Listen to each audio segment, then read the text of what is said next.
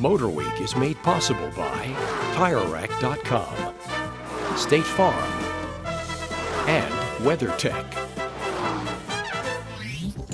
Well, hello and welcome again to MotorWeek 90. We're glad to have you with us. There was a time in the 60s and 70s when the V8-powered rear-drive pony car was the king of the American road and the envy of every teenage boy.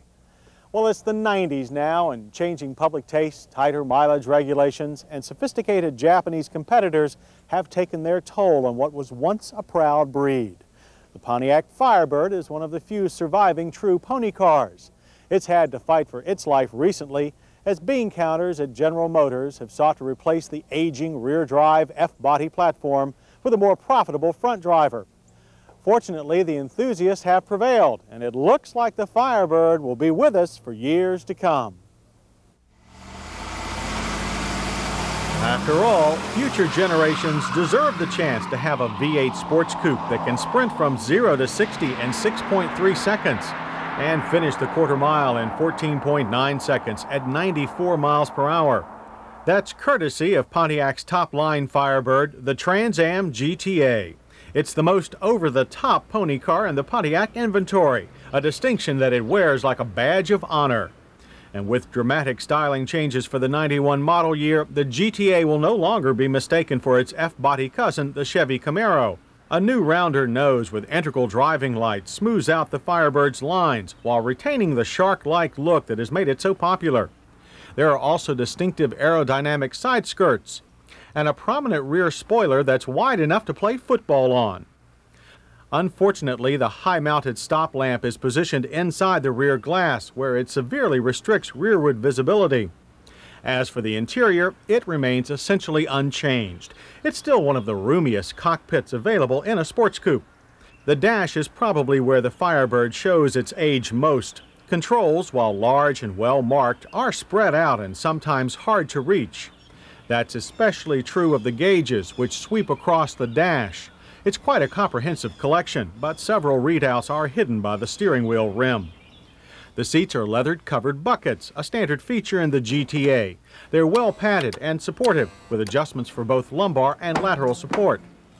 As we said before, some controls, like those for ventilation, are hard to reach, but they're also simple to use.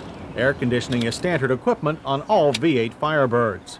The compact disc player, however, is optional, but it too is simple and efficient with excellent sound quality.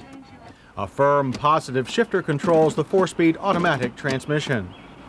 Look in the back and you'll find leather-covered buckets there too, but it's so tight that this space is for children or emergencies only. But the bench-style back folds to increase the car's cargo space, which is as minimal as cargo spaces get. The oddly shaped trunk is of limited use, the price you pay for the rear drive configuration. Of course, many are willing to forgive that if the rear wheels are connected to a 5.7-liter V8 engine. With 240 horsepower and an asphalt-peeling 340 pound-feet of torque, this version of the small block Corvette engine is a street racer's delight. Hooked only to an automatic transmission, the GTA can thunder or cruise with equal facility. But thunder is what it does best, and the transmission proves to be up to the task. It snaps crisply through the gears under full acceleration, but more gently under normal driving conditions, a very versatile unit. The GTA's brutal torque is exhilarating, bringing out the adolescent in every driver and making us remember the first time we achieved serious speed in a straight line. Of course, speed counts in the corners too, and the GTA's WS6 suspension package is well suited to controlling this formidable combination of weight and torque when the road turns twisty.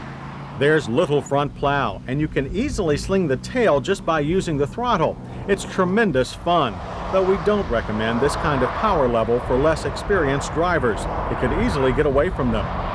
In more experienced hands, the GTA's combination of power and grip, as well as its excellent power steering, make short work of even high-speed maneuvers. Braking is handled by large vented discs, which haul the Trans Am GTA down from 60 miles per hour in an average distance of only 117 feet.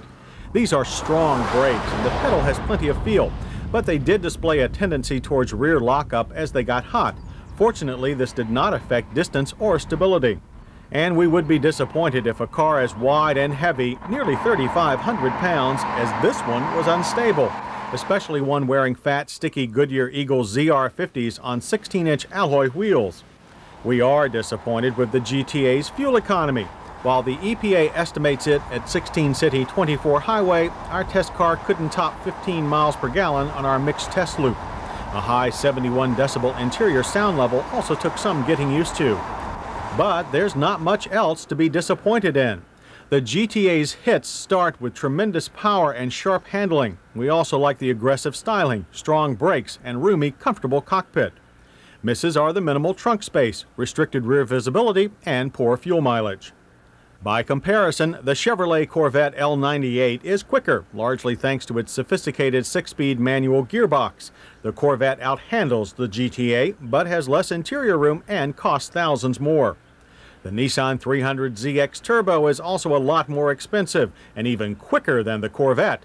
It's a much more refined car than the GTA, but its handling is much less predictable at higher speeds. In our safety check, the Trans Am GTA passes with a driver's side airbag and rear shoulder belts. It lacks an airbag for the front seat passenger and anti-lock brakes.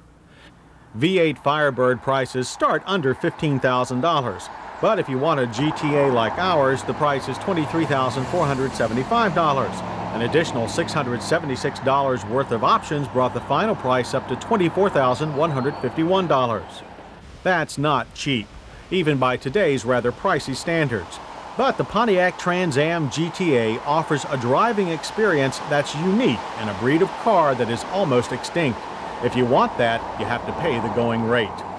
Fortunately for Pontiac, there are plenty of us who will always want a serious pony car and will be willing to pay whatever it takes to have one.